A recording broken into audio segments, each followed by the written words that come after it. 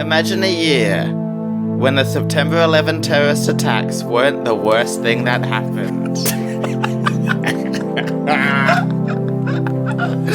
What year is that, Jacob? The year is 2001.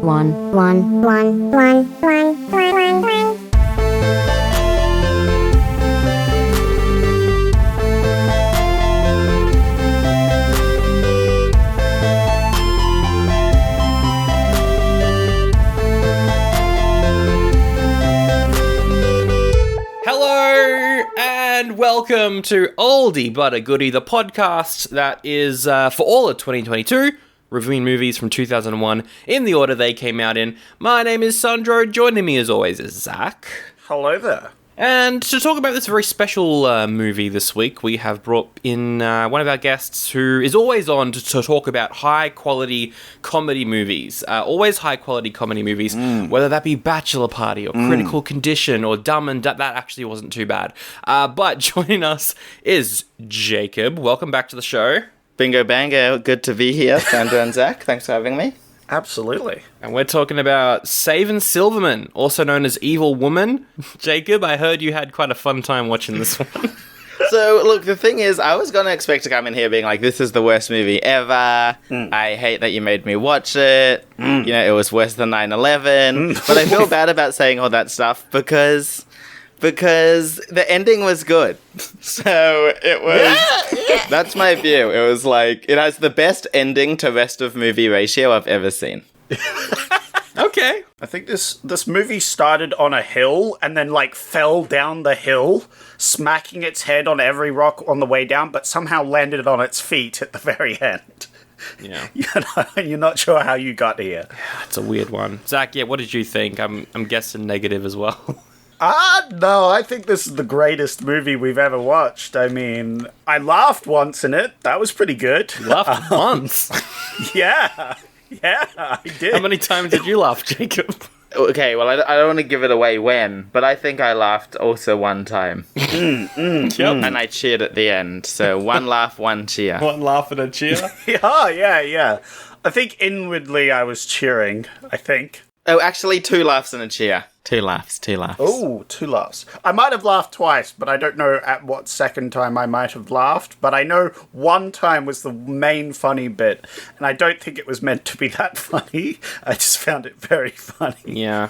I don't know if I laughed out loud. I think I smiled at a couple bits, but that's just because it's Jack Black. All the times where Jack Black talked about, being in the band and reminded me of School of Rock. Yeah. Then it was like, okay, that's definitely Jack Black. He says that word the same. Well, we'll jump into the review in a second. Got a whole bunch of notes. You're going to be surprised who the director is. Oh my! We'll go through the synopsis, all the classic stuff that we do here on the show. But Jacob, of course, our listeners will know you from the comedy world. We have a comedy group together with Jack. There's that. Also from the improv world. But you've recently kind of branched out into the world of food, which you kind of hinted last time you were on the show, but that's really taken off over the past year. Thank you, Sandra. Yeah, I've got a food truck, Mr. Yes and Mr. No. If you're in Melbourne, check us out. We're trying to become Anthony Bourdain, just travel the world eating other people's food, and God willing, the food truck will get us there. But also, Zach, quick plug of the Patreon as well. If you want bonus episodes, our Patreon is up there. Link in the episode description. If you've got some spare cash, want some bonus content, check it out. Out on Wednesday, we've got a little bit of a bonus battle, Zach, between 2 kids' movies. Woo! Bonus battle. We do love bonus battles. It's Cloak and Dagger, film about a kid who gets chased by the FBI or something, I don't know. And Kidco, a bunch of kids open a fertilizing company. Oh, it's gonna be great. We haven't watched them yet, but that is out on Wednesday, if you do want to hear what that's like. Voted on by the Patreons as well. That was voted on by them. Yeah, thanks, Patreon. Yeah, but let's jump right into Saving Silverman, or Evil Woman, depending on where you are in the world. I love when a movie's got 2 titles. It wrecks the algorithm. I love it so much. But Zach, you picked this out of 2 other options that came out this week in 2001. One of them is called The Taste of Others. French movie about 6 people who all do stuff. It's a drama. They've all got their own storylines, but the storylines cross as well. Wow. Pretty impressive. And also Hannibal. Dr. Hannibal Lecter becomes a target of one of his previous victims who's out looking for revenge. It's the sequel to Silence of the Lambs, the middle film in Anthony Hopkins' Cannibal trilogy. Yes. We could have done Hannibal, and we could have done Silence of the Lambs, and be like, wow, this is so great, this is so good. But instead, we get to listen to Neil Diamond. What a classic banger, but not done by Neil Diamond, by a couple of dudes dressed in some of the sparkliest suits I've ever seen. Yeah, instead of Hannibal. So this was released February 9th in 2001. It is written by Hank Nelkin and Greg DePaul. That's a good name. They have a background in like parody, sketches, improv, that sort of stuff. They've all written some like reasonably popular comedies and rom-coms and stuff during the 2000s, but none of it is very well remembered. I think the only one I recognized was this one called Bride Wars, which I think I saw the poster of on Netflix and went, probably not. Yeah, I saw that trailer when I was like at the cinema for sure. Yeah, definitely. The film, however, is directed by someone who has done a lot more work, Dennis Dugan. He is a 4-time nominee for the Golden Raspberry Worst Film of the Year award. Take it away, Sandro. He's been nominated mainly for his work with, wait for it, Adam Sandler. Hey. Yay!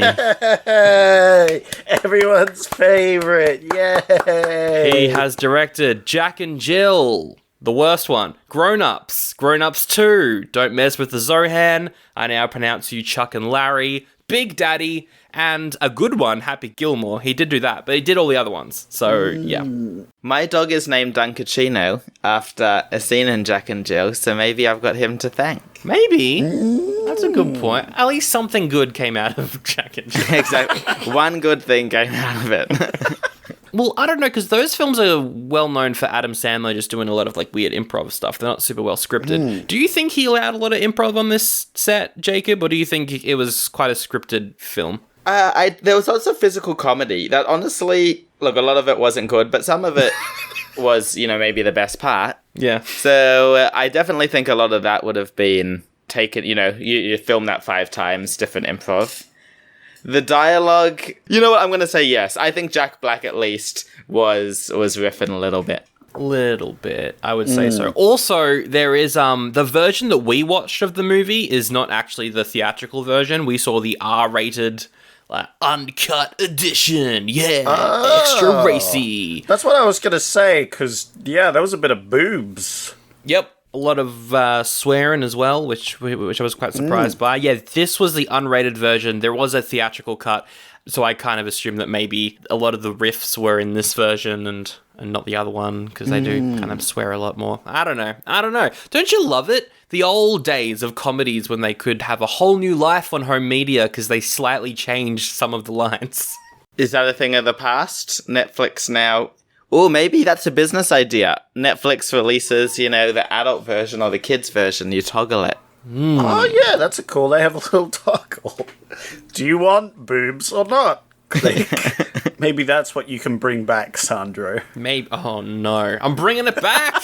I'm bringing back the uncut home release, yes. For the cast, we've got Jason Biggs in the title role, Darren Silverman. He is Jim in American Pie. He's also in Orange is the New Black. Not too much else, though. A lot of small appearances here and there. Was he good in this? He was very innocent. Yeah, I think he was better than the other two, including Jack Black, which sounds scandalous.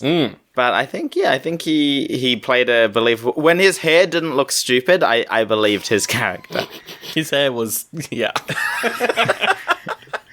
What do you mean? That's the only time I could really relate, was when they had that giant wig on. That was great. I feel like he did a solid job. He's all right. We've also got Steve Zahn as Wayne. Haha, it rhymes. He's the lead in a comedy film called Happy Texas, which is apparently good. He's Monty in the Stuart Little films. He's the dad in the original Diary of a Wimpy Kid film. Sorry, Sandra, which one was that? That's Wayne. So that's the mustache guy. Yeah, mustache guy. Mustache guy. Okay, yeah. the names, I remember watching it at the beginning and they're like, this is me, and my brain was just like, absolutely not. No storage space is going to be used to remember your names. Your brain was immediately on hemorrhage mode. Get it out. So we got Jack Black, we got Mustache Guy, Yep. and I remember Darren Silverman. Okay. Exactly. Yeah, so Mustache Guy, what did you think? Yeah, look, his character was pretty up and down, but I liked his performance. Yeah. I think it's hard to say a bad thing about anyone's performance in this, to be honest. They're all doing as well as they can. They're doing the best with what they've got, but also I feel like they struggle with some of their lines because even they knew it was very stupid. And that's probably why Jack Black does get a lot of the funnier stuff, because he knows how to improve it, maybe, or maybe his just general personality can kind of take over. So he plays J.D. McNurgit, and everyone knows who Jack Black is, so I don't need to go through his credentials. But also, Sandro, this was before School of Rock. Now, in my brain, Jack Black exploded into the scene from School of Rock. Probably not true, but I don't know. I think he really peaked with Kung Fu Panda. I think that's for sure. That's his pinnacle. Did you like Kung Fu Panda, Zach? I like Kung Fu Panda. It's good. It's good film. But I don't know. At some points, I felt like Jack Black was struggling with some of the lines. Because, I feel like half the time he was breaking out from his lines and doing a bit maybe of improv, or he's just showing his Jack Black flair. And the other times he was just following what the lines were. And every time he followed what the lines were, I was like, this hurts to listen to. For me, he was very 50-50. Yeah, okay. He was either Jack Black or not, and it was obvious when he wasn't. Yeah, you know? That's fair. That was just me.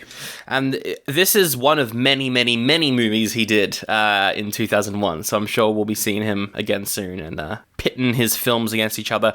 Amanda Peet is in this. She plays Judith, the evil woman herself. She's from 2012. She's from one of those X-Files movies. She's in a couple other stuff as well.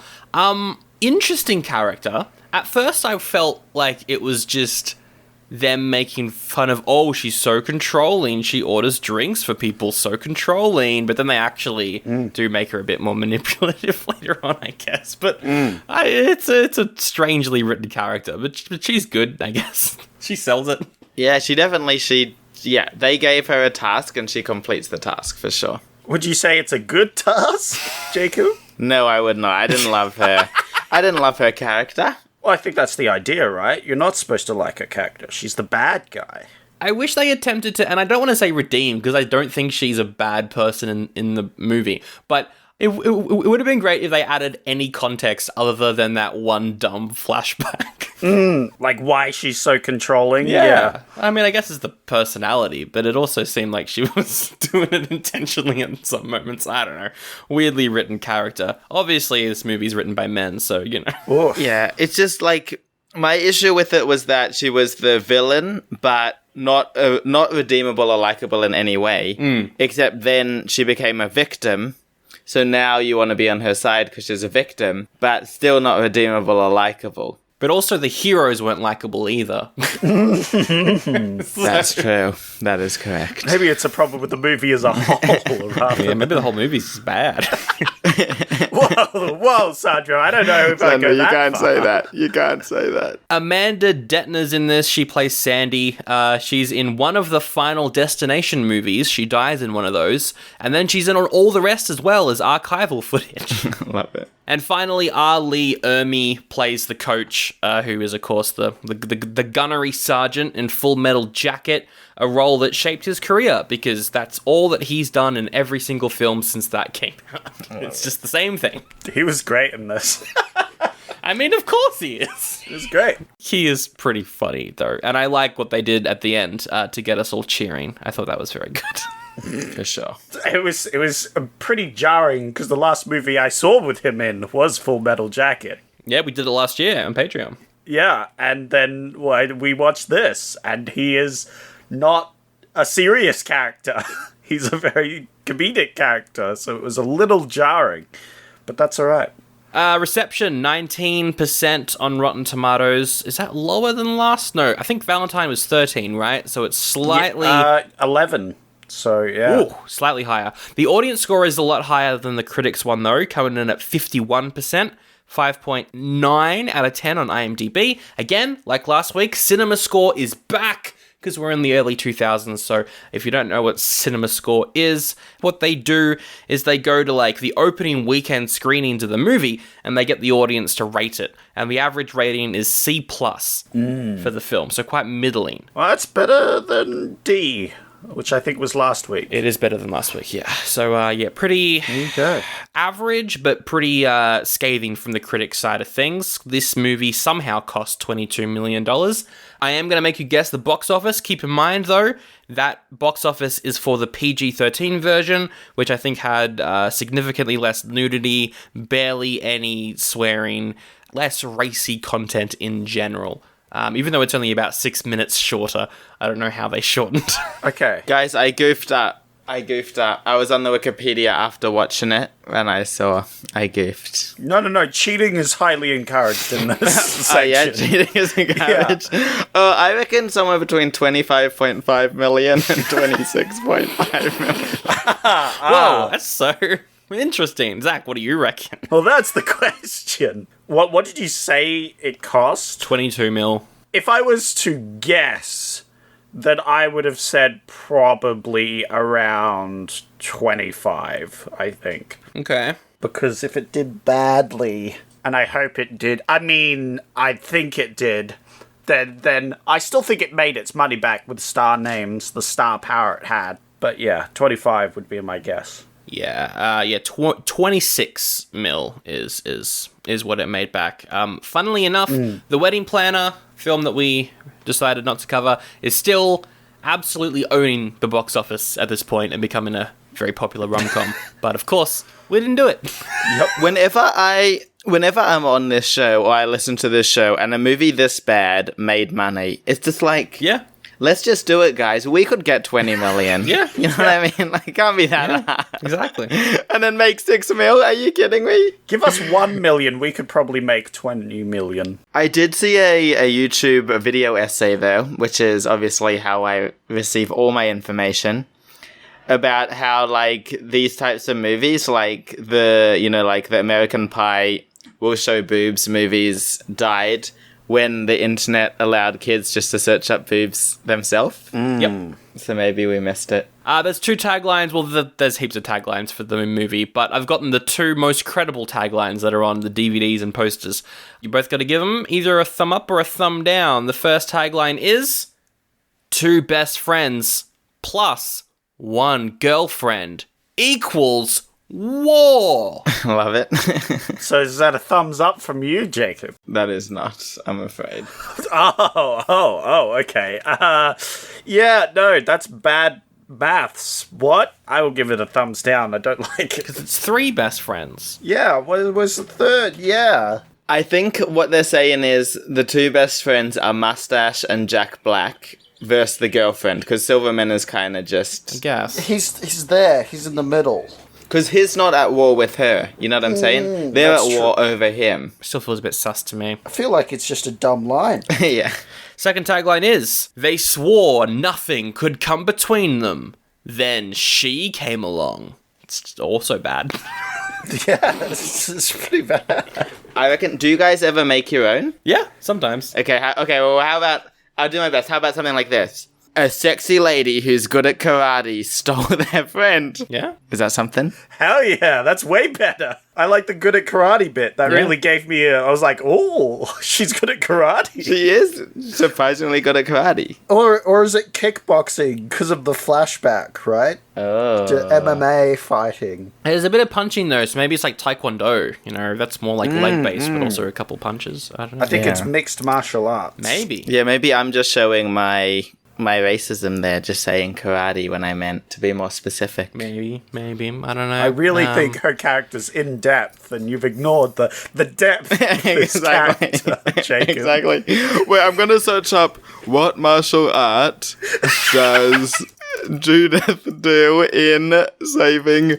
Oh, I'm gonna say because evil woman is the American, right? Yeah. That's the international. So Saving Silverman is the American, and then it's known as Evil Woman everywhere else. Why? I feel like Saving Silverman was the better one, and Evil Woman was the worst one. I don't know. Well, I guess because of the song. The internet doesn't have an answer for me, so I'm proud to announce the arrival of my new podcast, where I interview martial arts experts to get to the bottom of this question. I'd listen to it. Yeah. Oh, I've just heard that your podcast idea has been bought up by Spotify for $10 million. Yes! And it's now an NFT. And it's now an NFT. Synopsis time. We jump into the synopsis. It opens with Wayne, the mustache guy, looking right at the screen. The only time he does this in the whole movie. I thought it might be him telling the story, and then it ends with him also talking to the screen. That doesn't happen. He's talking to the screen, and he's just dropping exposition about how he was born at a Neil Diamond concert, and he's always been a fan, and his two best friends also love Neil Diamond, but oh no, one of them's romantic or something. Jacob, are you a big fan of Neil Diamond? I can't say I knew what Neil Diamond looked like before this film. Look, if his music comes on when my dad's listening to the radio in the car, I'll nod my head. Some good songs. Some good songs in there. I know Sweet Caroline. Good one. That's the only one I know from him. Yeah. That's a great tune, no? It's a real banger. Sweet Yeah, for sure. Caroline. Ba, ba, ba. That's a banger right there. How did they rope him into this movie? So, I'm beginning to learn this director, right? Same as Jack and Jill, he's kind of got a strategy, I think, which is pay one person so much money they'll do anything. Yeah. Yep. So, Zach, what's your theory? Money. Yeah. Yeah. It's probably money. That was the reason. Yeah. If I was an artist and a dumb comedy movie was basing their entire plot around your music, I'd be down. I'd be like, okay, Yeah. sure, you're doing a movie, and the entire plot is the three main characters all love your music. And would you ask any follow-ups, like, Is the movie good? Exactly. No, I just put the paycheck into my wallet and go, yep, all right, let's do this. Yeah. Good point. Although he did have to write an original song for this movie, but it was one of those original songs that doesn't have to include any plot details, so it was probably just a B-side from like 10 years ago that he had to dust off and record. Yeah. You just go to the archives and go, what crap haven't I released? Here, we'll use this one. It's probably what happened. He did say in an interview, I think after this was released, that he was dragged kicking and screaming into the production, but I think he said it as a joke, so I'm not sure. Look, you're not gonna, after the movie comes out, you're not gonna be like, yeah, I was all in. Yeah. Well, yeah, so we see all the characters. This movie's definitely, like, sponsored by Subway, because there's this extended scene at Subway. No, it's so dumb. What? I like, there was the intro at the school. It's just to show the guy's easily manipulated by women, I guess, is the whole thing. Because he gets bullied. Yeah. Yeah, because then a girl is like, "Oh, come here," and he's like, "Oh, okay," and then they trip him over, and everybody laughs, and then mustache guy gets picked up and dragged across the table. That's the opening scene. So it was Silverman that was being manipulated? Yes. Ah, okay, that does make sense. What about the moment when he joins the cheer squad only to pick up cheerleaders and look up? Nope. That was like a joke so the joke is that he picks up the cheerleader and then looks under her skirt. That's a joke that, like, there's a few of them in here where it was so obvious it had to happen even though it was bad. Yeah, it's such an obvious, like, genre joke at that point. But Yeah, a genre joke. There we go.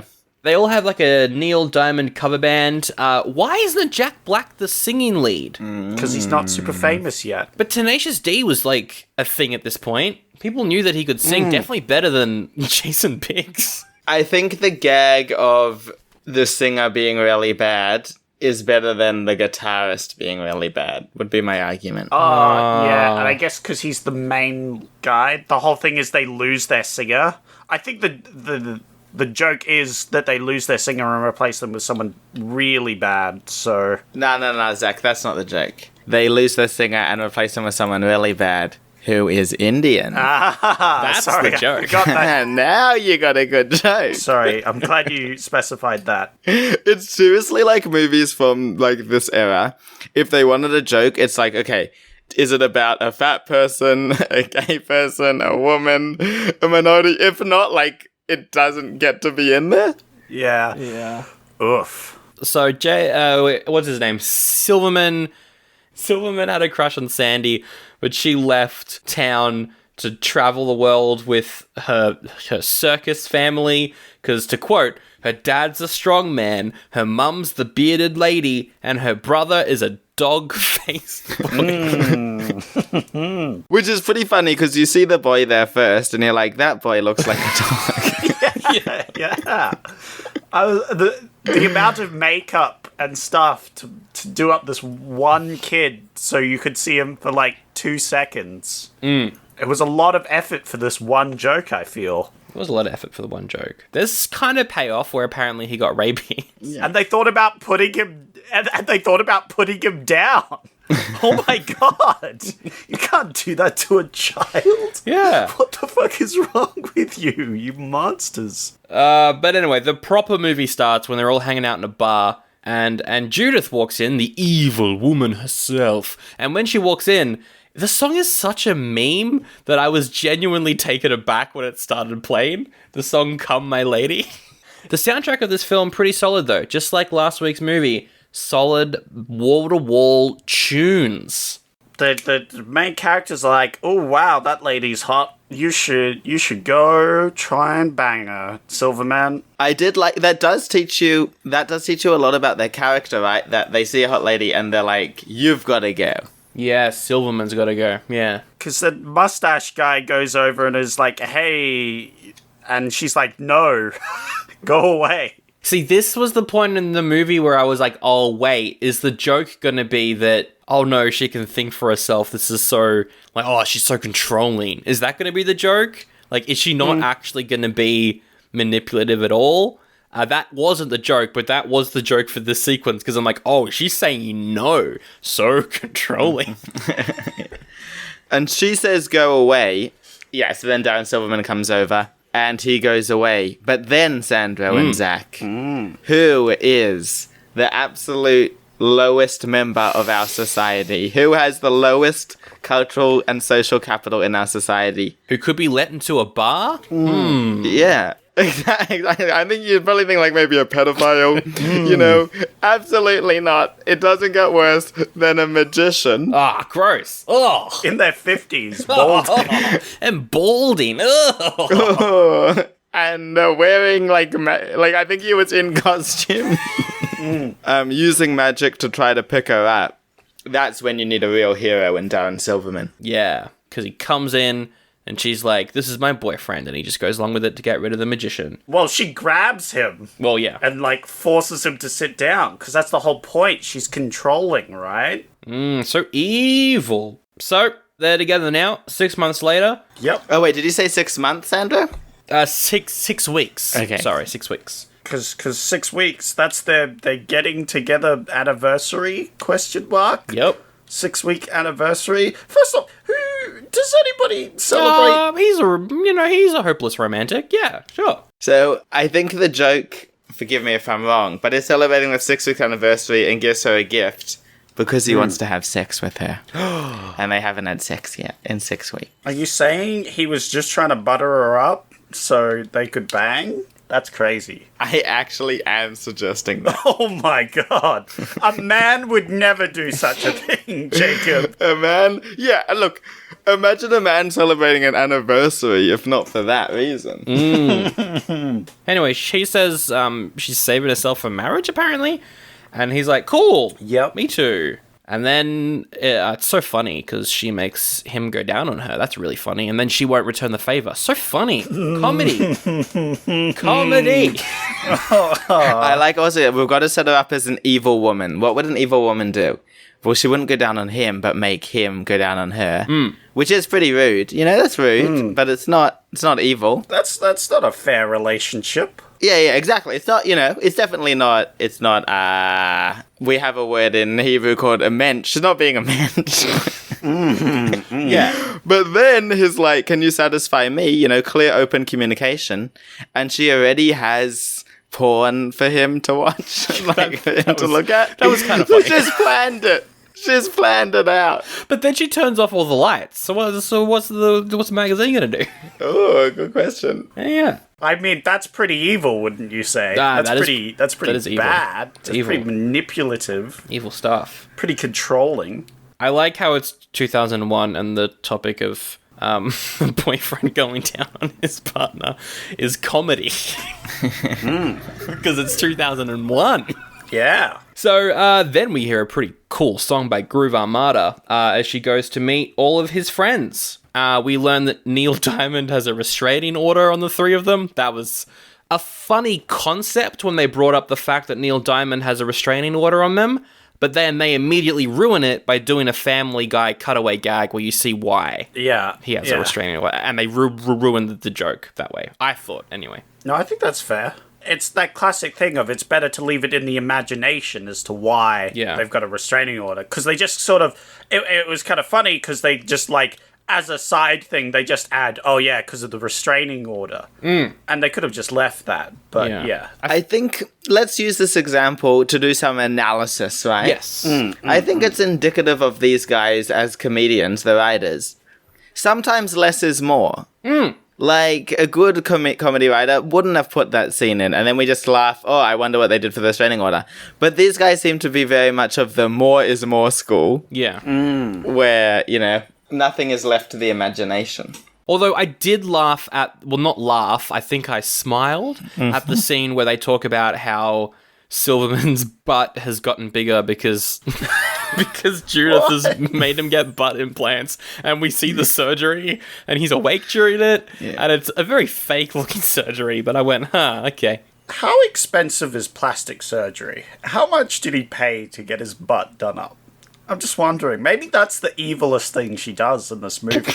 Look, the thing is, that definitely is real hardcore toxic manipulation. And maybe even, potentially, like, family violence, if he didn't want to do it. I'll tell you how much they cost. They cost around silicone implants, according to Australia Plastic Surgery. So this is Australian dollars, is 14,000. Woo! So it's around 10,000 US dollars, and then 10,000... Okay, I'm on the inflation calculator, kidlets. Yeah, I just need to know how much these butt implants cost. Okay, so it would have cost him look, if this isn't the best maths ever. My macroeconomics isn't up to scratch. Yeah, if it was 10,000 US dollars today, that would have been 6.5 in 2001, but I don't know why I made you sit through that. Basically, 10,000 US dollars. That's a lot considering that, like, one of them works as a pest guy, one of them works at Subway, and I think Silverman works in an old person's home, so they're not really pulling in the cash. Okay, how about this? His median income, so his income likely would have been $42,000, so he spent 25% of his money Butt implants. in 1 year. Butt implants. Okay, alright. Or maybe, and this is probably going to change the way you even think about the movie, right? Oh my goodness. My theory for the entire movie is that none of it's real, because at the start of the movie we see Mustache Guy, he's telling the story. What if it's all just his retelling of it? He's making her seem like an evil woman. Oh yeah, she could have been nice the whole time. She could have been nice the whole time. But then also because I don't want to give away spoilers. Let's come back to this at the end. Yeah. Come back to that theory at the end, Sandra. But just saying, I don't want butt implants. I want to keep it au natural, These cheeks don't lie. That's all I'm saying. Sure. Zach and Sandro, let this podcast state for the record that if I ever get butt implants, I was manipulated by a woman. It was not my choice. All right. We'll team up to kidnap your woman and poorly keep her in while attempting to possibly murder her. Yeah. Thank you. That's exactly what I request. Yeah, excellent. So after being cut off from contact with Silverman, the two friends are like, we need to make them break up. Mustache Man offers her his house. He's like, yo, have my house. And she's like, I don't want your house. They arm wrestle. That was kind of funny. I like how he just was willing to give away his entire house for his friend. Yeah. My favorite part of that scene, you can buy my house. Here's the house. It's got my dead grandma in the back. This is my mom, this is my dad, and you see a baby is like falling. And he goes, my dad was dropping me on my head. Just as a throwaway line. That was pretty good, yeah. It's just photo evidence of his dad dropping him. Yep. That's good stuff. Yeah. My notes are full with like, wow, so controlling. And then I just explain the joke in my notes. I wrote down, Judith is so controlling. I can't believe she proposed to Silverman. That's crazy. Was the first note. And then I was like, wow, she's so controlling. He's taking her last name. That's devastating. So controlling. Yeah. It's funny because, some things aren't controlling at all, but then some things are really controlling. Yeah. And they put them all into one bucket. Yeah. They treat it all as the worst thing ever. Yeah. Yeah. And definitely some are worse than others. Like that. There's like, okay. Although she is getting married to try and speed up the control, right? But also, I think what adds to the control is like, so he's taking her last name, but not because he wants to. Yeah. Because she's making him. Which either way, like if a husband did that to a woman, it would be controlling. Like, Yeah. you gotta let people say no, But also the joke was the concept that he would take her name, I think. That was the joke for sure, itself, for sure. which is not a joke. Anyway, Sandy's back. Whoa! Whoa, what a twist. And this is my first laugh. Really? What's the laugh? My first laugh. So Sandy comes back and, Darren is like, where have you been? And she says, I was in the circus and I had a love of my life. Do you gentlemen remember the name of the love of her life? I think I wrote it down somewhere. Hang on, where is it? No. It made this movie worth watching, I think. Luigi Panini. Luigi Panini. That's a good name. That's a great fucking name. Luigi Panini. I also would become a nun if my fiance or husband, Luigi Panini, died. Yeah. Now, they did this whole thing where he did incredible stunts to try and impress some talent things. And he completed the stunt, though. That wasn't the bit that killed him. The bit was he was too oily because he oiled himself up too much, and then she slipped. They slipped, and he fell. Yeah. So it wasn't even the epic stunt. That could have just happened on a regular, jump. I feel like that took away from the scene the way he died. They could have had like a slow motion thing where he misses her hand or something. That would have made more sense. I don't know. Anyway. Yeah, look, I think that's what they're saying, because he's so arrogant. Yeah. That he caused his own death. A modern day Icarus. Yeah. He oiled himself too close to the sun. The whole plot point with Sandy's like becoming a nun as well is really funny because it adds this like weird ticking clock to the movie where it's like, oh, we've got to get her and Silverman to love each other before she becomes a nun, which is a very funny idea. That I thought was a fun plot point. It was a fun plot point that maybe should have been the focus of the movie. I don't know, a rom-com, but she's becoming a nun. I wonder if that was I wonder what the premise started as, because I highly doubt it was. If all it was just those three guys. No, you're probably right. That maybe came in later. Because it's like, oh, she's going to come back, but we need some obstacle for her to not actually marry him. It's like, wow, she's becoming a nun. Whoa. Yeah, and it can't be her own autonomy and decision over her life choices or whether or not she likes this guy. Obviously, she likes him. Oh, of course. Of course. Because it's the main character. Yeah. So, like, why wouldn't she? No reason why not. They both like Neil Diamond. That's marriage material right there. Yeah, if this movie has told us one thing.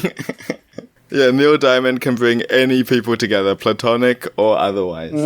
Exactly. So, Wayne and Jack Black come up with a plan. They're going to kidnap Judith and then set Darren up with Sandy. So they have this elaborate plan where they get dressed up and they sneak into the house. They try and get her, but she knows martial arts, but they eventually manage to like electrocute her and put her in the back of the car, lock her up in the garage. As soon as she was like aware of their presence, I knew she was going to kick their ass. It was just like, it's like, oh, here we go. Got to go through the motions. I'm surprised they managed to capture her. That's all I'm saying. If you want to go into it, right, because he electrocutes her while she's touching Jack Black, so they both get electrocuted, but only she passes out. Yeah, even though he's got his head in the toilet and that's water, so that would probably be more Exactly. of an electric shock. It's not consistent. I feel like he's got that muscle head power, you know. Maybe. Yeah. So then they have to make it seem like she died. So they grave rob. Fuck, I forgot about this. They go to a grave and they dig up a body. They dress the body in like some dress that they've stolen from her house. They put the body in some random car. I guess it's her car? I don't know. No, in her car, yeah. Okay. And they drive the car off a cliff and it explodes in a pretty decent explosion. And then the news is like, Judith was dead. And also some random grave was robbed and we've arrested 3 Cuban people. I think that was the only actually good joke in the whole movie. Was when they're like, in unrelated news, the grave is robbed. Police have arrested 3 Cuban nationals. Yeah. That's fucking funny. It's not bad. It's a good joke. This is a good joke. The police were the funniest part, I think, about this film. Oh, the police get another good job as well. Yeah. They get another good joke later on. Yeah, spoiler alert, the police joke later on was the one time I laughed at this movie. There's some random moment where Jack Black makes a reference towards Hannibal Lecter, which is funny because Hannibal came out the same week. I wrote that down. And then they go and see the coach. Yeah, so we saw a scene earlier with the coach training them, and he's the guy from Full Metal Jacket. He's a very intense coach. And so when they reveal that the coach is in jail, I thought that was rather amusing. I think I smiled at that one. I smiled there. We see why he's in jail, for killing a ref. Yeah. I smiled at that. But it actually got me. I laughed out loud when they're like, Coach, we need your help with something. And he says, just kill her. I don't know why. Yeah. I laughed. Yeah. That was a bit funny. We need your help with the women. Kill her. I mean, yeah. That's pretty funny. good. Pretty good. Because when he kills the ref, right, he doesn't mean to. It's clearly an accident. Yeah. Yeah. So it is a nice statement on the US incarceral system that before he kills the ref, it's an accident. But after he's been in jail, he's very pro-killing. Yeah. That is a good bit of social commentary. It says a lot about our society. So there's a lot about California. Darren goes out with Sandy, and I only bring up this moment because he talks to her, he asks how everything's going, and she says that her parents are making a fortune on the internet by having a website, which again, just like last week, it's 2001, the internet's around, but writers have no idea what it is. That's funny. How people make money from it. They just say, oh yes, they're making money on the internet and don't go into it. I find it very funny how this has happened so many times now. Because that happened last week. Yeah, it's just like, they're on the internet, therefore they can make a lot of money. Yeah. It's like, they're doing well because they got on the internet.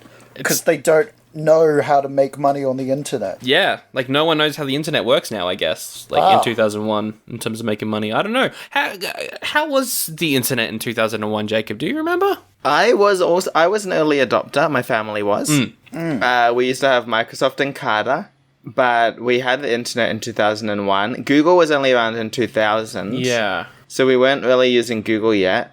What did I used to do? I used to go on Neopets. Was that Oh, 2001? hell yeah. I love Neopets. Neopets Day. My pets have probably died of starvation by now. Yeah, that started in 15th of November 1999, so there was a little bit of Neopet going on. Yeah, all I remember, like, my first memories of the internet are mainly just the Lego website. Oh, yeah, I used the Lego website. I had terrible speeds as a kid, though, so I wasn't really using the internet until well into my youth, but yeah. Maybe that's what they were doing. They were trading Neopet items. Ah, yes. They created the idea of NFTs before NFTs were a thing. No. Oh, God. NFTs, yeah. Well, look, I hate to break it to you, but the concept of stealing art for a profit has been a thing since 2001. Wow. Stealing art for profit has been a thing since 2001 BC. Yeah, exactly. Fair. Sandy almost kills him. She chucks him into the ocean. Oh, yeah. And he can't swim. They have to go change clothes because they both ended up in the ocean, and he sees her butt, and then he goes, "Oh, I love you." Well, it's not just that. They had the Neil Diamond thing, right? Well, yeah, there's some, like, romantic connection there, but the moment when you see the look on his face where he goes, "Oh, I do have feelings," is when he looks directly at her. Well, it's because that's what he did in high school, right? Oh, God. Oh, actually, yeah, good point. So he's remembering it all. But, yeah, it's very, very 2001, I would say. Anyway, Jacob, meanwhile, Judith is doing therapy on Jack Black. What happens and what did you think of this? So I do have a degree in psychology. Yeah. I'm a big fan of psychologists. I've been going to them for a while. And I think if you made a breakthrough that quickly, you'd be a very good psychologist. Yeah. Which maybe she is. So basically, she finds that Jack Black has a self-discovery about himself, which is that he's gay. Do you think that she manipulated him into that, or do you think that it was a belief? I don't know. It's 2001. It's hard to tell because the joke is that he's gay, right? That's the joke. Yeah. It's so funny that he's gay. Haha. I'm just glad his friend was like, "Okay, you're gay. I'm cool with that. Just like help me, you know." But I like the joke where Jack is like, "Well, you never listened to me, you know. Maybe you should have known that I was gay." I was like, "Oh, okay, yeah." They could have made a lot worse jokes, but it was still like, "Oh, this is very fine lining here," because yeah, the joke is he's gay. Yeah. Judith escapes. She escapes. She throws him out the window. And she runs for help, but the house that she runs to is occupied by this horny old Asian guy who trips down the stairs. And then gives us the best line read. This is the best. If you have an award at the end of the year for the best line read of 2001, I think it's definitely after tripping down the stairs. Oh, scrotum. That was pretty funny.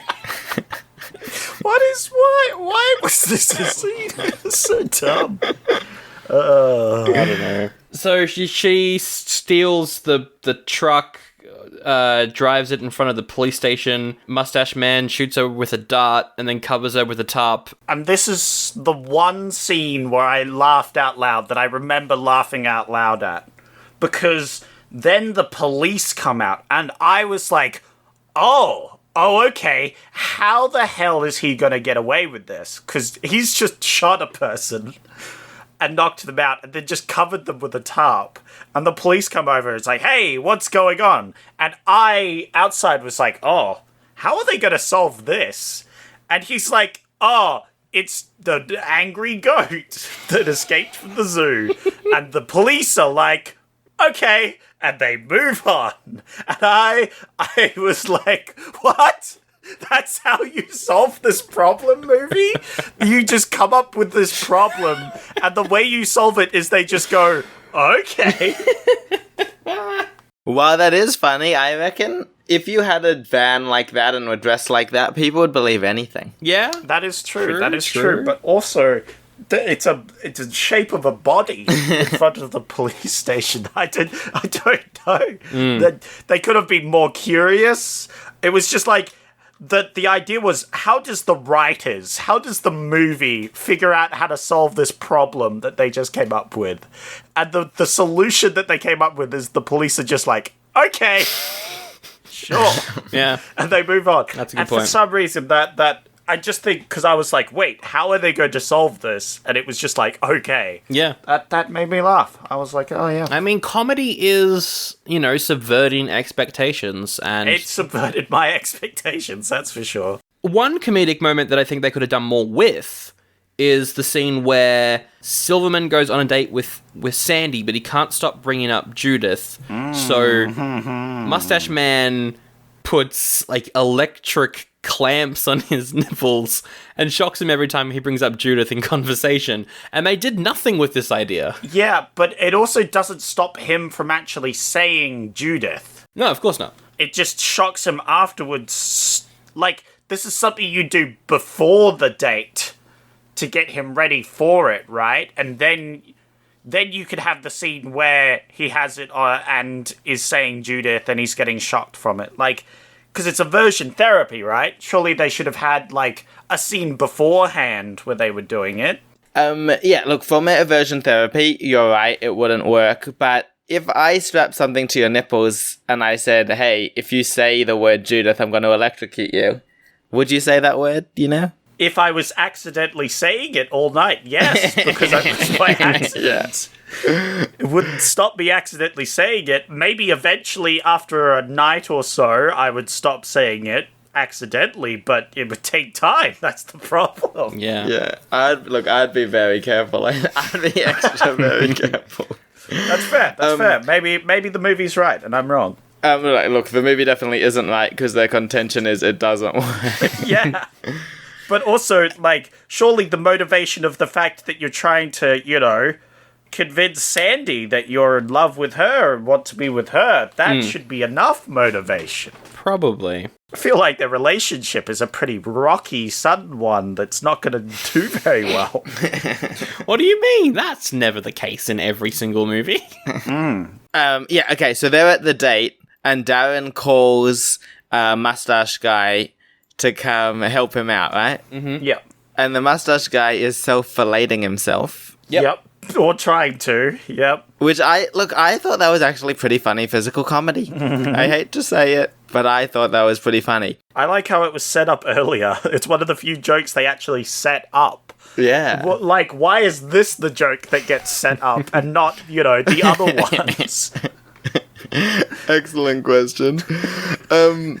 But then, how he, the way that he can listen into the conversation, he has one of those listener gadgets. Yes. Where, you're far away and you point it and you can hear it. Since I saw one of those gadgets on the movie Hoodwinked, I really want one. I think that would augment my life so much if I could just spy on anybody's conversations. Who would you spy on? Whose conversations would you go around with a giant dish? I'd go to the park, Zach, and I would just point it and I'd listen up, baby. You're after that juicy gossip? Yeah. Just regular people, living their everyday life. You might get inspired to write a hard-hitting drama about it or something. Mm-hmm. You know what I mean? That could be a movie, just conversations overheard. Exactly. And illegally eavesdropped. Yeah, true. Although they probably won't remember the conversation the day after, for example, so they won't remember it in 2 years when the movie's released. You know what I mean? They can't sue ya. Yeah, just change up some key dates. No, you just have that thing at the start where it's these may resemble real life people, but they're not. Lol. We can get away with whatever we say now. And have every line of dialogue have the word allegedly in it. You're fine. Yeah. The law can't touch you. Done. So the coach rocks up to the bachelor pad, and he's like, yo, I'm out of jail. I'm going to come stay with you. And he finds out that they didn't actually kill the woman that they kidnapped. So he's like, well, I'm going to go do it. So he goes downstairs, goes to kill her, but, we missed a whole plot point, but she's free because she seduced Mustache Man. It's really important because she may or may not like him. Yep. At the end, it's revealed that she does like him. Kinda. Because she likes assertive men, and he's kind of assertive, not really. Not really. Because he eventually just caves in. I guess he's manipulating Jack Black, right? That's the idea. Yeah. So I guess he is manipulative. Also, I think this might be a case of Stockholm Syndrome. And I'm pretty sure that only one of the marriages at the very end has any merit to it. And it's Jack Black's? Yes, it is. Yeah. Correct. Yeah, That's Jack the only Black's. one that I think will actually succeed. I think, like, when we say Stockholm Syndrome, like, she's definitely only doing it so that she can escape. Yeah. But then when they're at the marriage, he convinces her then when she's fighting him. So that would be my argument. Maybe. It's not a very powerful argument, but that would be the argument. I feel like the movie is on a thin line here. I think the movie just wanted a really horny sequence. These teen movies were just horn. Yeah. Yes. But yeah, the coach is like, well, I'm going to go down there and kill her, but she's escaped because of that whole scenario. She took the key out of his pocket. And so there's a fight. There's a fight over the song Evil Woman, which is a song, and I was waiting for it to play, and it plays. So there we go. That's the name of the movie in some of the world. Yeah. She escapes. She goes to her house, which is now Darren's house. I don't know who owned the house to begin with. I thought she did. Maybe it was him. Who knows? She goes over to that house. She sees Darren is with Sandy. And she's like, oh no. So Jack Black and Wayne show up. They have a bit of a fight. So they're thrown in jail. Those two are thrown in jail. And they use their one call to call the coach. And the coach is like, I'm not going to help you. I'm not paying $10,000 bail. Exactly. Until I think Wayne is like, oh, but you got to help us. You know what they do to us guys here in prison? We're getting sodomized. And so the coach is like, oh, you're being cornholed, are ya? I'll come save ya. And then we cut to Jack Black, who's like, wait, you got sodomized? Who? I want to meet him. No. I think that's when I paused the movie again. There are those jokes where you laugh, and then when you put it like that, Sandra, you're like, that's not very nice. Yeah. But it can still be funny in the moment, potentially. Oh, yeah. It was definitely funny, but I was just like, I need a break from this movie. Good lord. Sometimes this movie was a bit too much. Dear me. It was a big old groan. Yeah, that was a groaner right there. So then the coach just... just slams the van through one of the prison walls and frees him. I think that's a great solution, by the way, to their predicament. Because, like, he doesn't want to pay $10,000. No. But he's got to get the boys out. Exactly. So what does he do? You back up the van. Crash into the prison. Do a prison breakout. So they're all on the road. First, they've got to grab Sandy. Sandy's about to become a nun, so they go into the nun ceremony thing, which I'm not sure if that's actually a thing. I don't think that's how becoming a nun works. I don't know. I'm sure there is a ceremony of some sort, right? Yeah, it's like getting baptized, right? So it would be the same sort of ceremony, but I don't think it would be this grand.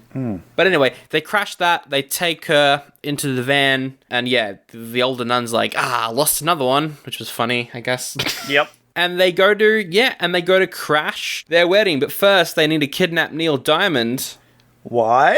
so that he can sing a song. Because Sandy also likes Neil Diamond, and they'll bond over the song. Yeah, but why? Because we're paying Neil Diamond a lot of money to write a song for the movie, so he's got to be in it. Oh, right. Sorry, I was very confused as to why his character was there at all, but now that you've explained that money was involved, now it all makes sense. So this is when I think the movie starts to get good, you know?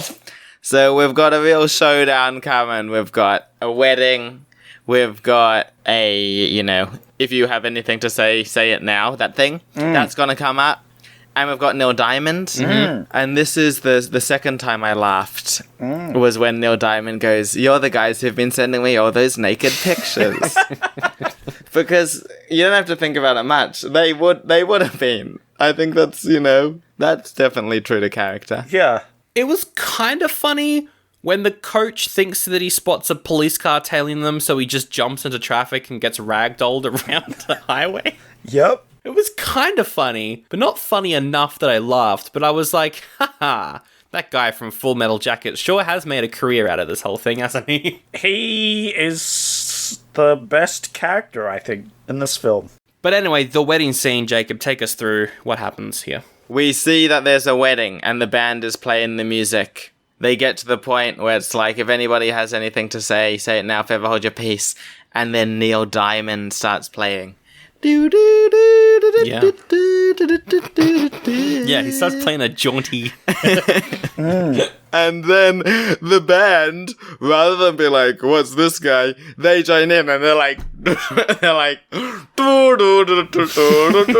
mean, if Neil Diamond's there, you gotta join in. He's probably part of the wedding, you know? Yeah, that's why you always hire good musicians who can improvise if Neil Diamond shows up. Yeah, definitely. Yeah. I always hire magicians that are in-depth knowledge of Neil Diamond's songs and career, so that just in case he shows up, they can improv with him and join in, you know? Including, especially if he's playing a new song that hasn't been played before. Yeah, you're going to have to improvise that, so it's very important that they're good on the fly, you know? Okay, and then what happens next, gents? Blanking. Is that when Sandy shows up, she starts singing along? Mm-hmm, that is. And then Silverman's like, I know this song as well, so he's also singing, and they have a moment. Yeah, and then he's like, I can't get married to you, I'm sorry, and Judith's like, yo, what? And then he runs to Sandy, and then they hug. Yay! And then Wayne rocks up, and Wayne's like, Judith, I'll be there for you.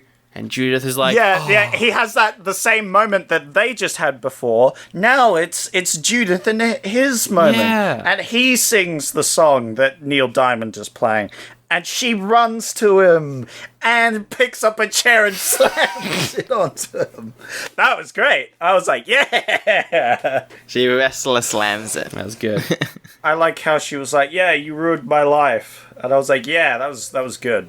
And he's like, you ruined my life, but in a good way. Then they make out. Yeah. And then I wrote down these lines because they're so good. He says, why can't you just admit that when you kissed me, you liked it? Which I think that's my contention, is that she kissed him just to get released. It wasn't any Stockholm Syndrome. But then maybe she did secretly like it. And then he says, admit it, I'm the strong-willed, assertive man that you need, and you're the hardcore bitch that I've always dreamed of. So I think they are a good match, ultimately. At least for the next 15 minutes until they go home and she wants him to, like, put the plate in the dishwasher. Yeah. But let them have their 15 minutes. I'm just saying, Sandy and Silverman, messy divorce in the future. Judith and Mustache Guy, messy divorce 5 minutes after the wedding. But the last couple, I feel like long, happy relationship. Because Jack Black shows up carrying the very injured coach, sees everyone kissing, and the coach is like, is there anyone out there for you, Jack Black? And Jack Black's like, well, actually, I'm gay. And the coach is like, so am I. And so they make out. It's funny because gay sex. Yep.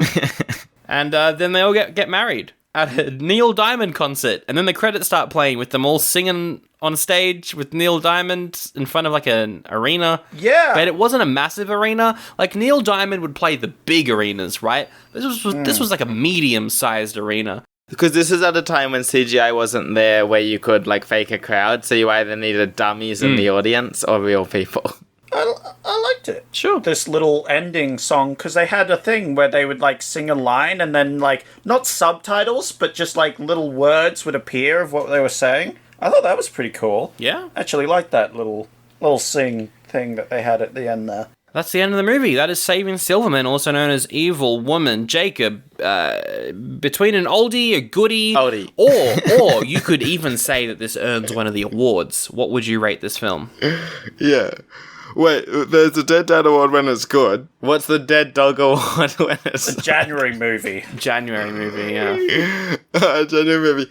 Look, I don't think it was that bad because the ending redeemed it, but it's an oldie for sure.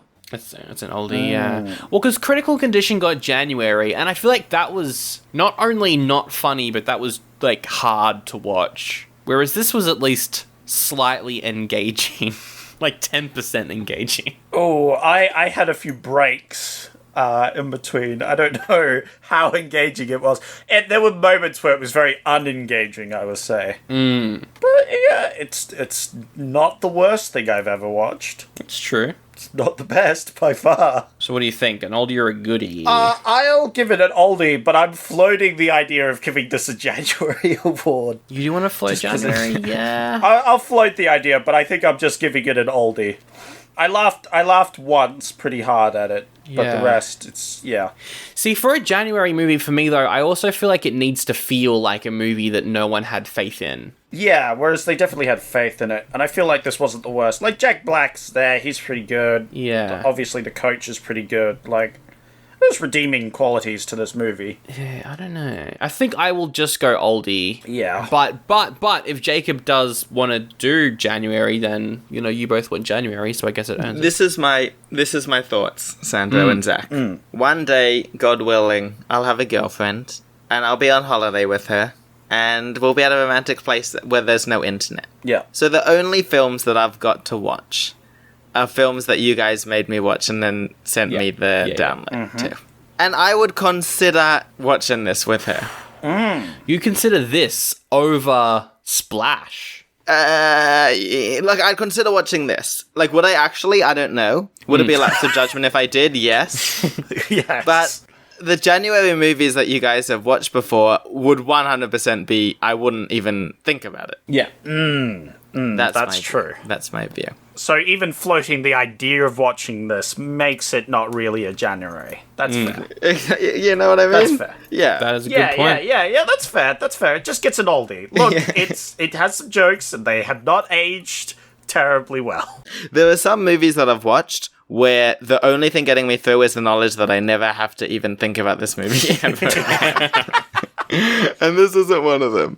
Excellent. Well, 3 oldies there for Saving Silverman, or Evil Woman, whatever you want to call it. Great. Don't watch it, is basically what we're saying. Yeah.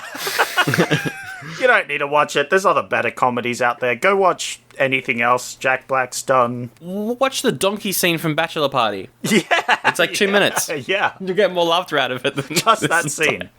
What episode number was that? I can't remember, but go back. It's like 2020, I think. That was a fun episode with Jacob on it as well. So now it's time, Jacob, for our new segment that we're doing this year. So on previous times you've been on, we've pitched sequels, all that sort of stuff, but we're covering 2001 this year.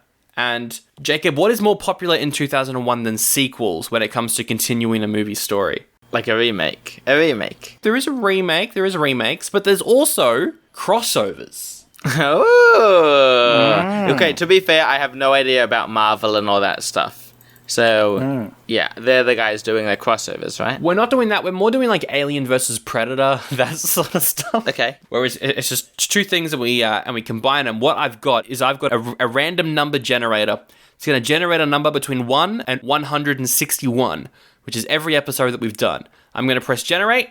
Whichever number it comes up with, we've got to make a crossover between the movie that we reviewed on the episode that has that number and this movie that we just talked about right now.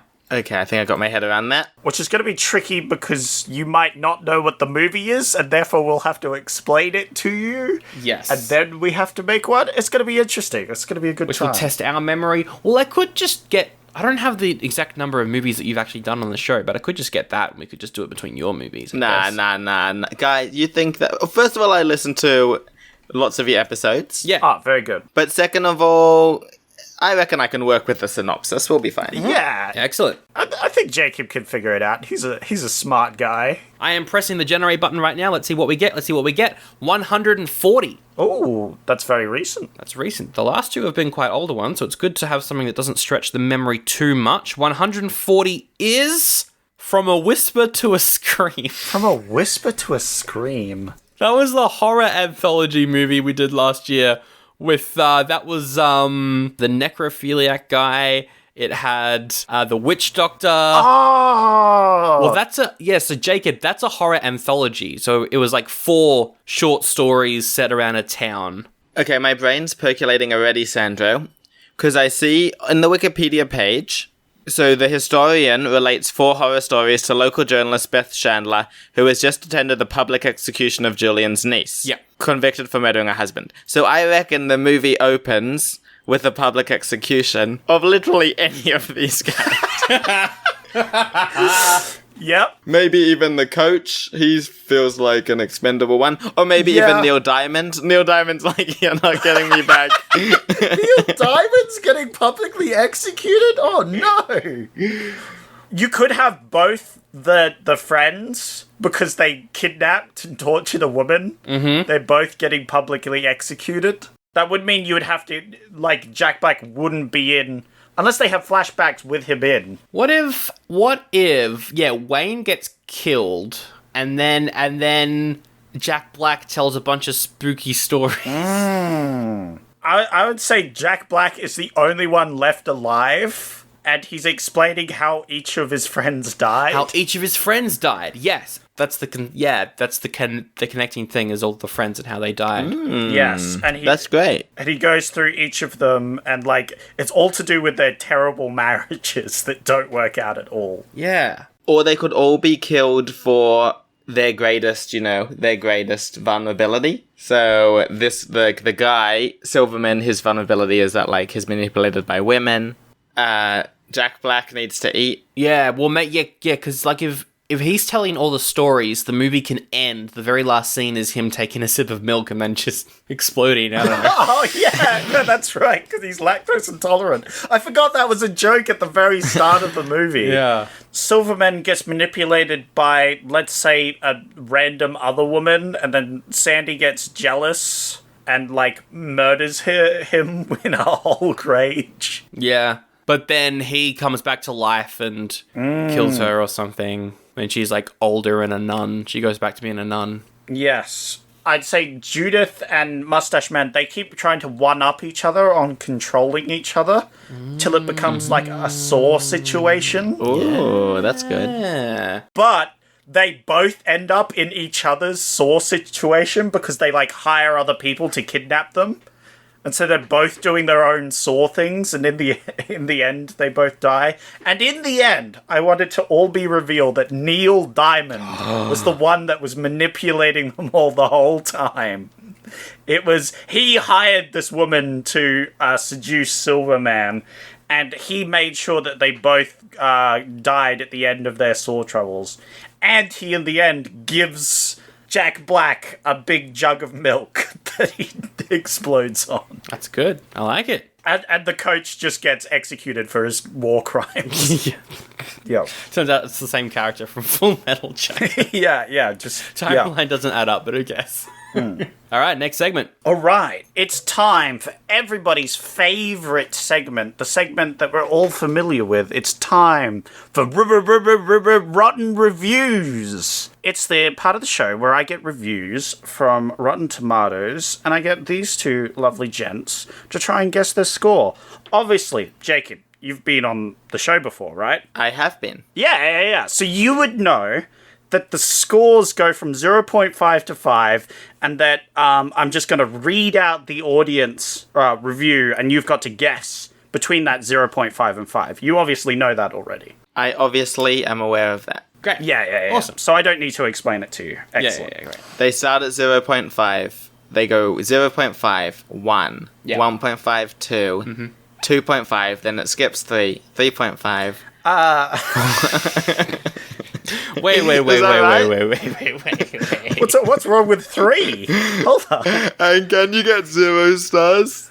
There's no 0 stars. The lowest you could go is 0.5. Okay, I'm in. I think I can play. Excellent. All right. Just remember that 3s are an option. Okay. You can in fact make a 3. 3 is on the table. I like the Yeah, idea all right. of this character, guy who does not know the number 3 exists, but knows about 3.5. yeah. That's a good one. We've got a few good ones today. I just want you guys to remember that these are real human beings. Oh, no. You should get mad at them Oh no. for what they've said. But yeah, we'll start it off with a nice, easy one. All right, guys? All right. Derek says, the single best movie ever made. Seen it 253 times.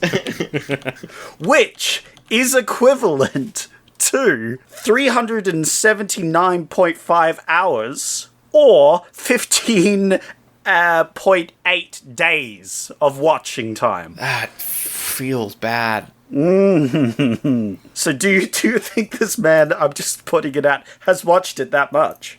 I feel like that might be a slight exaggeration. I feel like you'd stop, like you'd lose count at a certain point. It's a very specific number. Yeah, I think that's a guess. I'm going to start with Sandro, I think, so because he's a professional at this. He's always been quite good at this. He's known for getting a lot of points. Yes. So I feel like which rules are we going by? Are we going by closest wins? I'll go we could do closest wins. Excellent. Closest wins. Closest wins. I'm going to go...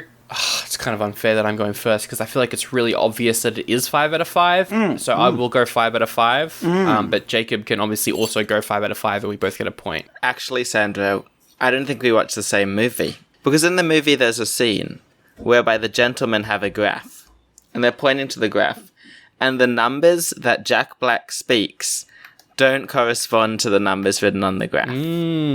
So I say that to say, a real fan would have picked up on that. And a real fan, as tribute to that, would then give 4 stars. Okay. But Derek isn't a real fan. He's just giving it a 5 out of 5. Oh, come on. I hate that I got that right. Fake fans. Everywhere I go, I'm surrounded by posers. Speaking of posers, we have Steve. Steve says, the cast is strong, but the film is misogynistic and really unfunny. I give that 1 star. 1 star, yep. I'm going to go 2 because they are saying that the cast is strong. Yes. It's 1 out of 5. Jacob got that one correct. Yeah, baby. We're 1v1. 1v1. 1v1. I'm coming for you, Sandro. I know where you live. Well, this one's a good one. Mark says, this is one of my favorite underrated comedy movies. The plot is great and will make you laugh. It doesn't hold up that well over time, but it still is a must-watch. I like they make sure to point out that the film doesn't hold up. I think that's very... It's a must-watch, but doesn't hold up over time. Question mark? That's really funny. 4 out of 5. 4 out of 5. Ooh, okay.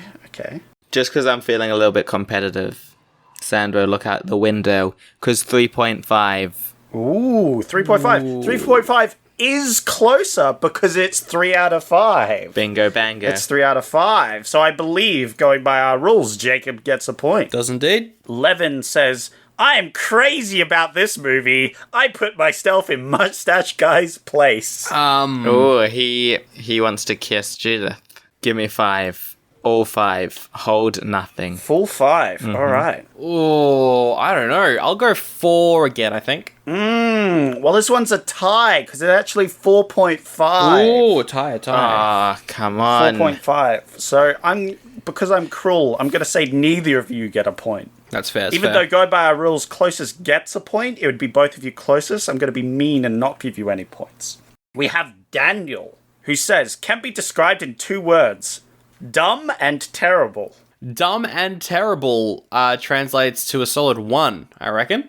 That's a good idea. Why do you think that, Sandro? Because dumb and terrible are the negative, but they're not worst movie ever made. So just a 1, not a 0.5. That's a good point. And lots of people don't know that you can do a 0.5. True.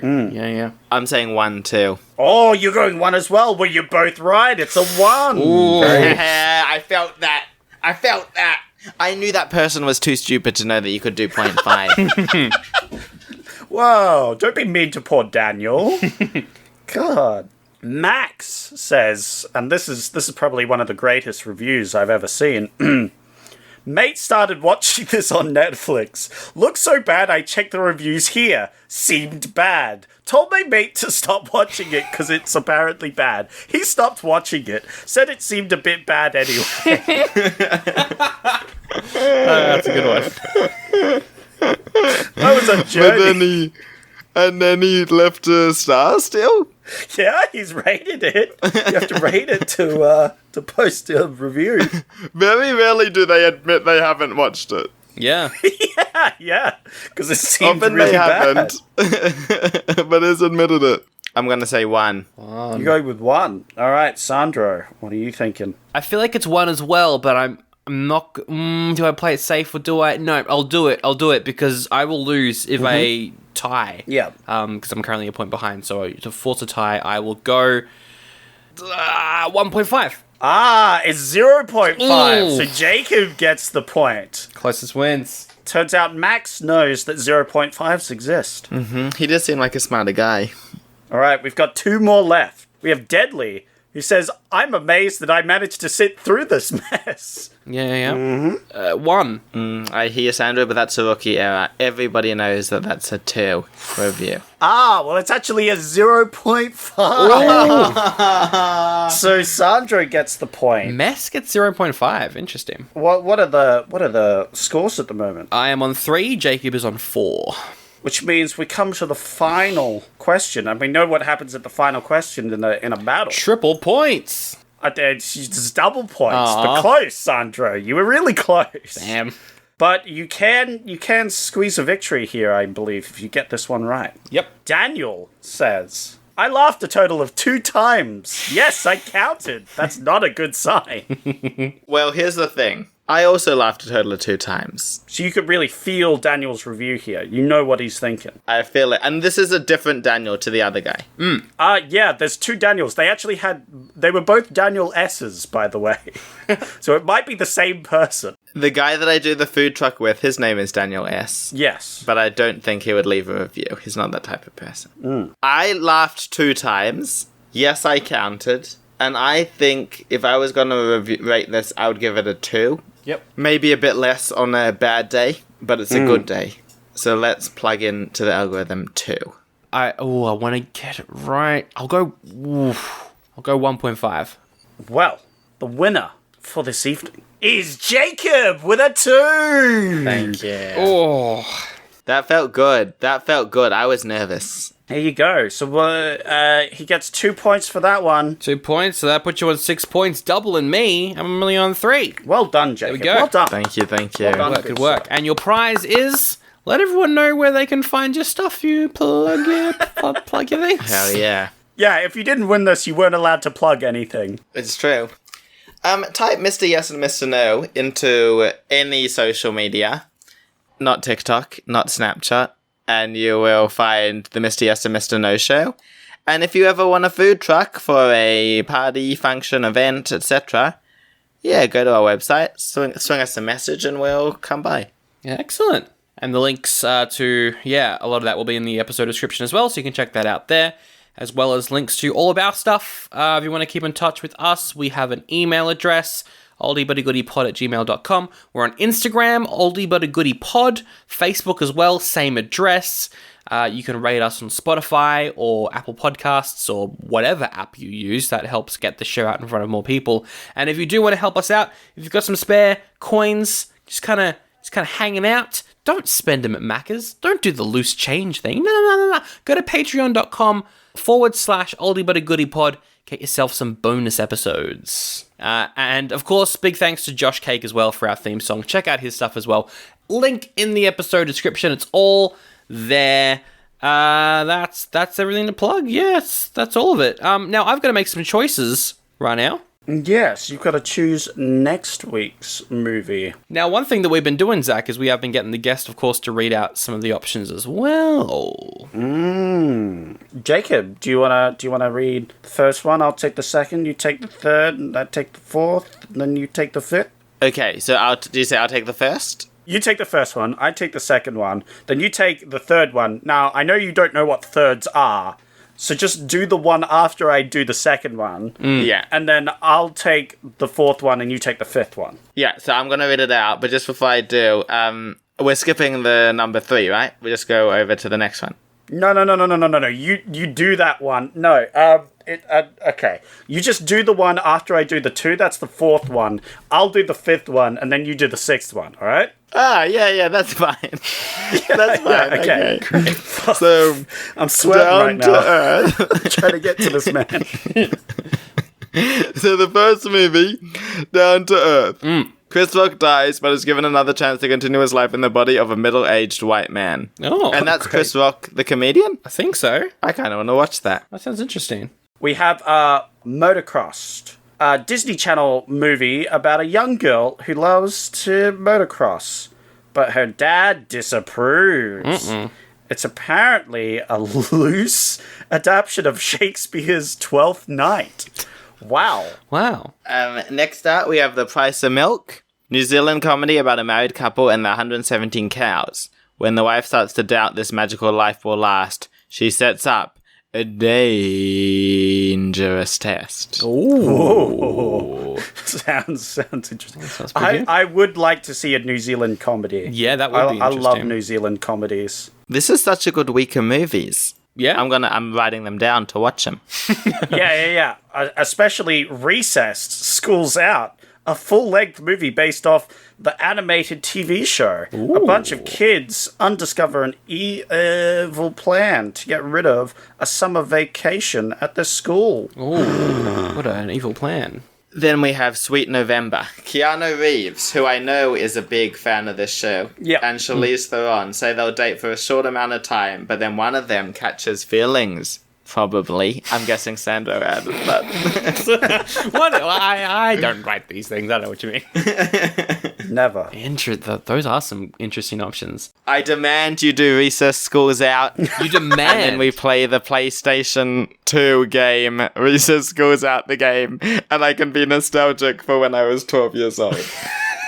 I don't think I've ever seen Recess. I know of it. I know of the show, but I've never seen it. The thing is, though, if I pick it, right, because usually when someone picks a sequel, they have to then go and watch the original. If I pick the movie based off a TV show, do I have to watch the best episodes of the TV show? Can I make an argument? First of all, no, you don't. Okay. Second of all, do you know the song John Jacob Jingleheimer Schmidt? His name is my name, too. That sounds familiar. They sing that in Recess School's Out. Okay. And I know that you guys have already picked... I know that you'll never admit this on air. And that you've already picked these films, but I'll still do my best. Oh, I may have already picked Recess. Yes! Well, let me think about it.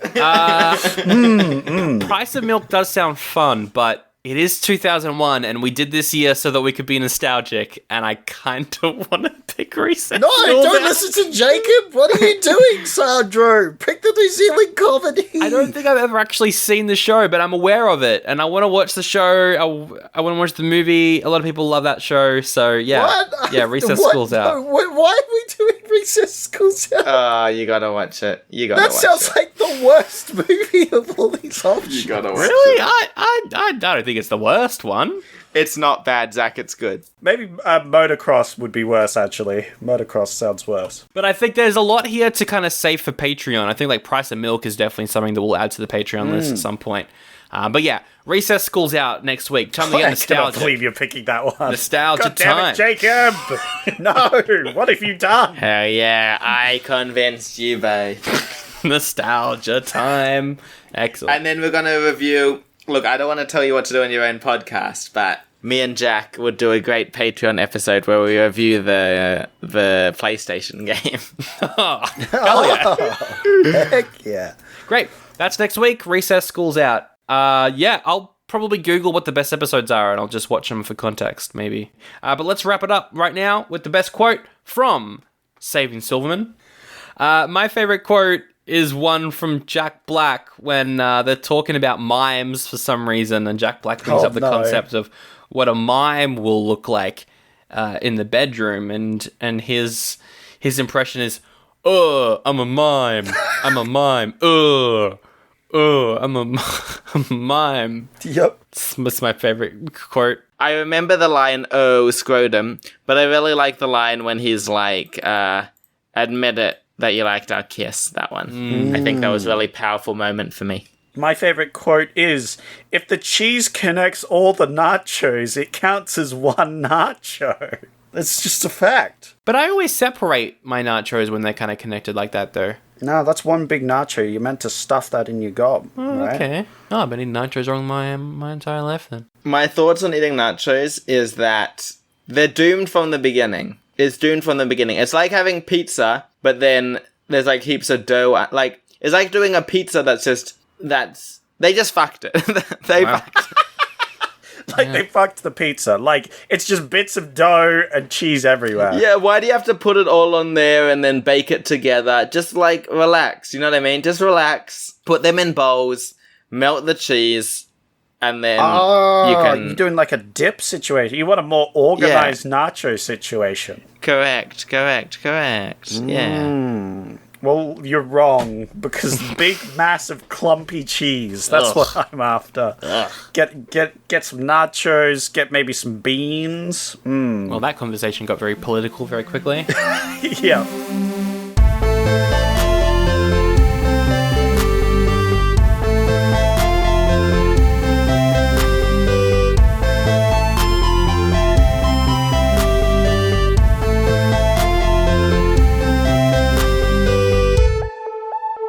One second, guys.